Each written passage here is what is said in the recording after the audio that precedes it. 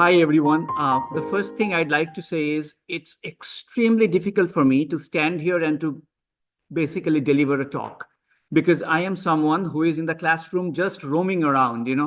So for me to be there and stand still is a very, very difficult choice that might hamper my flow there. So I'm Dr. Mukherjee. I'm a professor of economics, and as you know, the tenure clock, being an assistant, then an associate, and then a full professor of economics. If I can add one thing, which is that tenure clock is sometimes I find the ones who are assistant professors in my department right now, the tenure clock becomes like an habit and they start producing research. What happens next is once you become an associate and then a full, you can talk about things that you want to. You don't necessarily have to think about the tenure clock anymore. So my topic today is emerging markets. Emerging markets is an area. I'm an international economist and international business, professor. So emerging markets is something that has huge kind of involvement from me in terms of the research. So I'm just moving on. The 6 key strategic issues that I'm going to talk about is the things that we know, but we are going to re-highlight them. Asia's rising geoeconomic influence that we see, and particularly from China that we see, it will come back to China multiple times today. Again, I have to give a caveat. Right after Dr. Roll, any keynote presentation would be a little mundane. Anything that you do, it doesn't much matter. Emerging market multinationals and their corporate social responsibility. We will talk about who are the new leaders, today in technology and innovation, which economies are, competitive dynamics in global strategies and state-owned enterprises and government role, a new foreign investment landscape. My challenge would be today to establish a fact that the global international business architecture today has nothing much to do with the old Western thinking, and it's way more multipolar than what we think today. Asian firms in Fortune Global 500 today has just quadrupled. It's from 40 in 2004, and by 2020, it's 169. And if you think about Chinese companies, they exceed US companies in 2020 for the first time. So that's something that we have to pause and think about. Fortune 500 back by 2020, which is the COVID year, Chinese companies were enlisted more. Then we can talk about the regional comprehensive economic partnership that 15 Asia-Pacific nations do have, which covers 30% of the world population and 30% of global GDP. And we'll talk about the alternative development finance through Asian Infrastructural Investment Bank and New Development Bank. So let's move on. Let's take one of these together. This is the first one is Asian Infrastructural Investment Bank, and this is headquartered in Beijing. And this is the one where, of course, it kind of shows the might of Beijing. 75% of emerging Asia comes from here.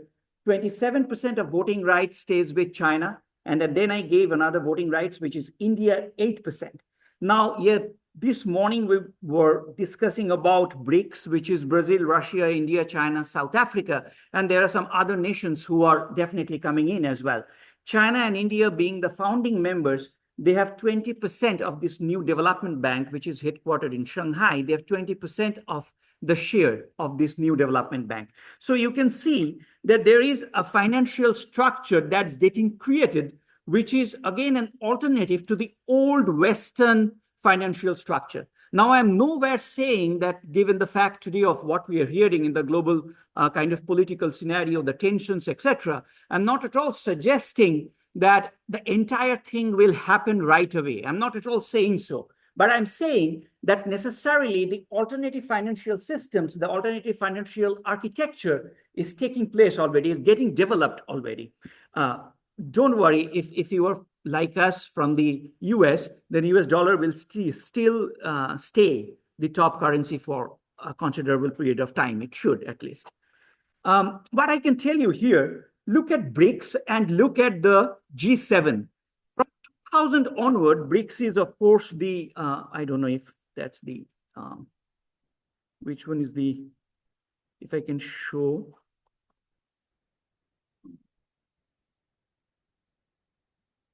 This is the one, okay. BRICS is the one, if you look at 2000, it kind of steadily increased in terms of global share. And if you think about G7, which is again the old Western architecture, you can see the decline in G7's GDP share. So that kind of tells you that around 2017, 2018 is the time where the cross thing happened essentially. So the alternative financial structure is becoming stronger and stronger, that there is no doubt whatsoever. And this particular data is definitely telling you that. The contemporary literature says of why some companies go abroad, and why some companies go abroad is not necessarily something which is a very novel thought right now. It definitely has been mentioned quite a bit of times. Companies go abroad to get different markets or to get cheaper resources. However, we can find today that there are emerging country multinationals. If you were from the information technology sector, you would know these names: Wipro, Infosys, and Tata Consultancy Services. Or you would know Embraer from Brazil, which will, again, if you know the aerospace. Huawei from China. I mean, if you go to South America, I was just in Mexico City a few days ago.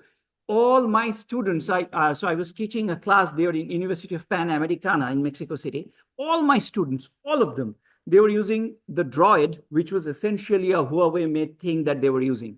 Entirely, the smartphone was dominated by Huawei. They had no idea who Huawei was, or whether that's Chinese company or things of that sort, But they have caused huge and considerable competition for the traditional Western multinational enterprises. That's already happening. So given that that's already happening, as I told you here, Huawei has overtaken Ericsson in telecoms equipment. India's Sun Pharma, the ones who are here today, if you go for your prescription and if you check the generic drug maker company, most of the times you will find that the generic drug maker that we are buying here in the United States is actually an Indian drug maker. Most of the times you just go back today, and if you're using prescriptions, if you're not, God bless you, fantastic. If you're doing it today, please go back and check this, okay? And you will find that definitely the generic drug that we are buying today is coming from an Indian drug maker, which we are not highlighting that much. But if you look through it, you will find that information.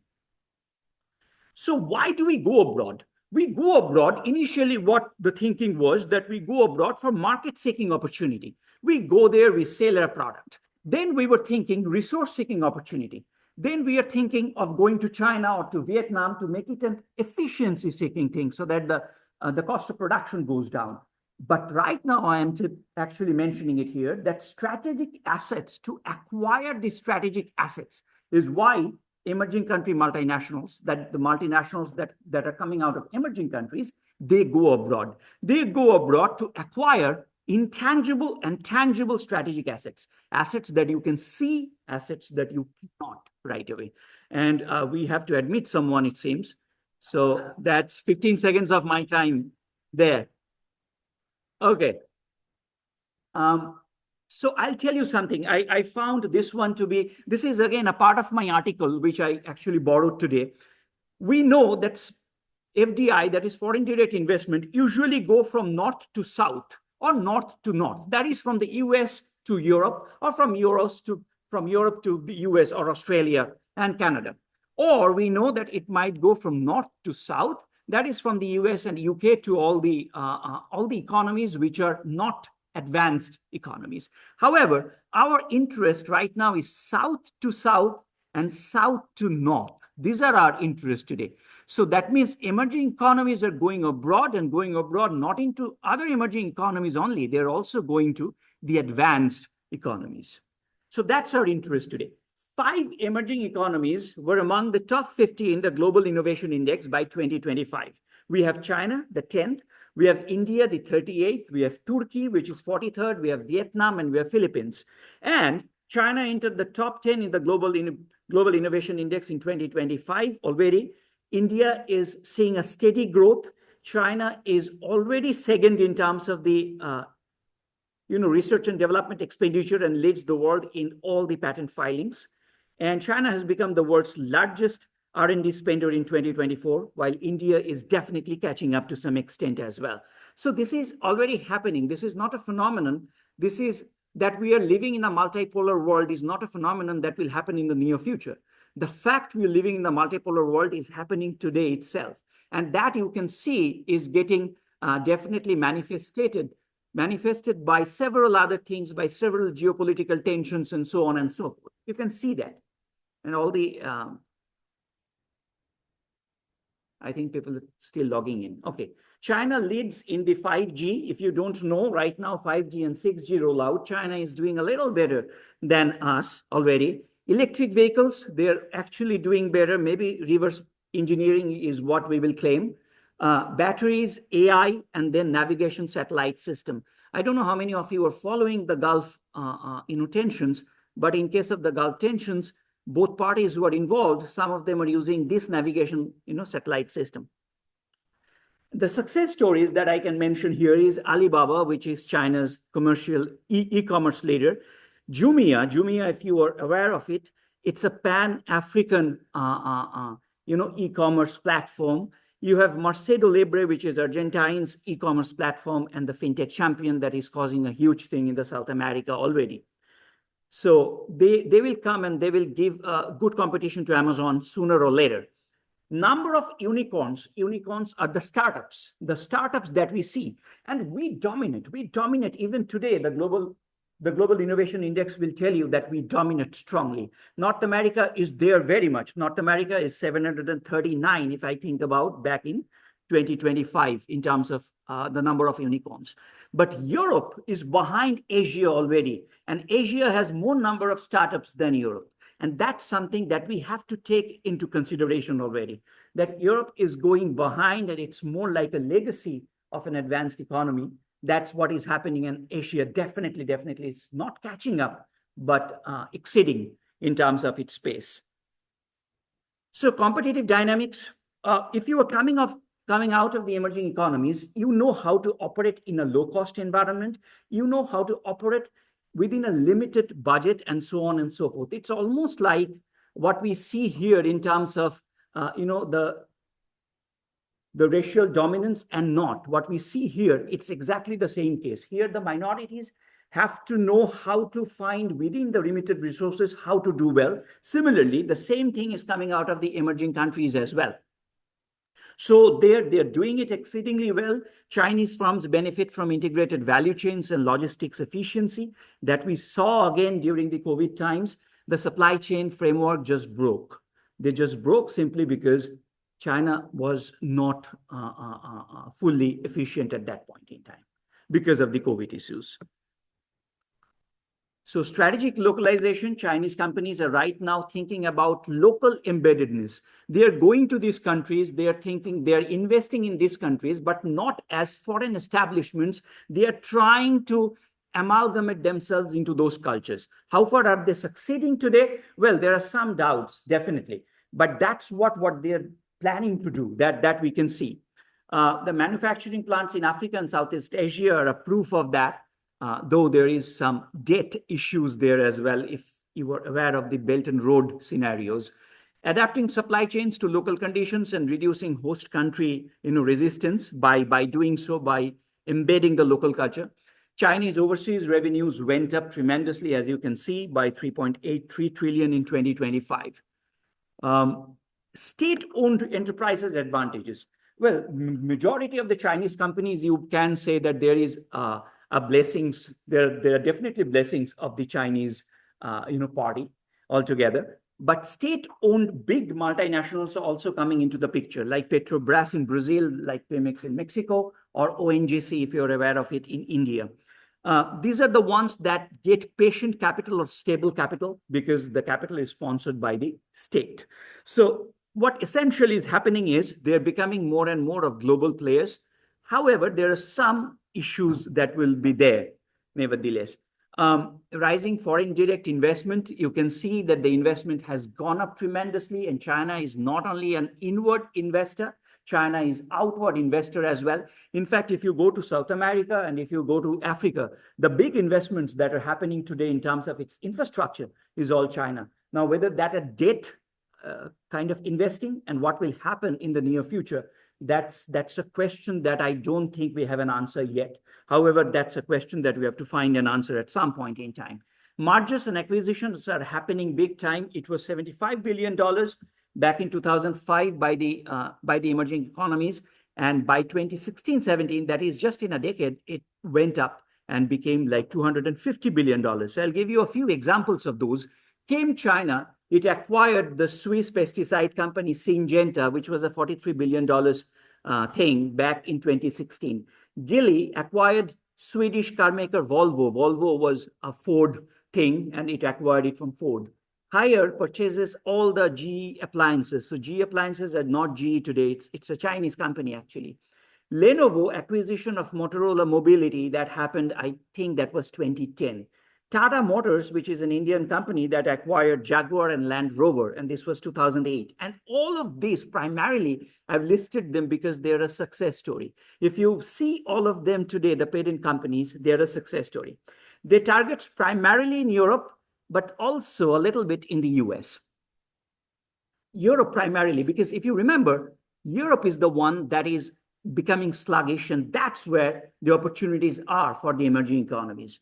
However, the things are changing. Post-2019, particularly post-COVID, it became less favorable in the advanced economies, primarily because Huawei, as I was mentioning, Huawei was here, which is a telecom giant. What happens is there are some security concerns. And today, when we are living in this more, so in a world where with more geopolitical tensions, security concern is going to be an important issue, which is why that particular merger and acquisition would become less favorable at some point in time.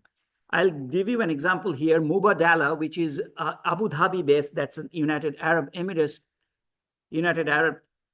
based finance company. They're already investing $1 billion in Brazil, and they're planning to invest another $13.5 billion in Brazil in the next few years. So this is already happening. Public investment fund that's investing $15 billion in different tech and so on and so forth. Indonesia has become the top Asian destination for Chinese FDI with $3.5 billion on average of investments. Challenges, geopolitical tensions, which we see today, and definitely the protectionist ideas that are expanding all over the world. That's going to be a key issue. Western skepticism of Chinese acquisitions because of the national security or alleged national security. That is going to be a key issue. India-China, that is Sino-China, Sino-India relationship. I don't know how many of you have spent time on Sino-India relationships, but that's going to be a key issue, particularly in the Southeast Asia. High borrowing costs are pressuring emerging market growth. That's already happening. And, well, we are not becoming very sustainable. So there is an issue with the climate changes and so on and so forth. So those will play a role, and those will be the headwinds or the challenges. We need to deepen the emerging markets or emerging market economies, emerging market firms need to deepen their localization strategies. They need to think about the environmental, social, and governance, that is their corporate social responsibility. They need to invest in R&D and the sustainability core issues.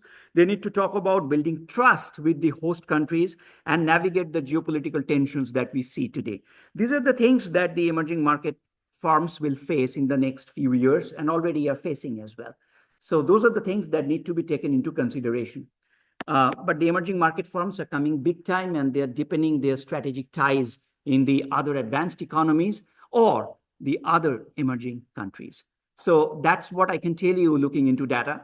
And the geopolitical tensions is going to be a critical issue about what's happening next. And I think when we are moving from a unipolar to a multipolar world, there is always a challenge between the one who is already maintaining the hierarchy and the ones who want to maintain the hierarchy.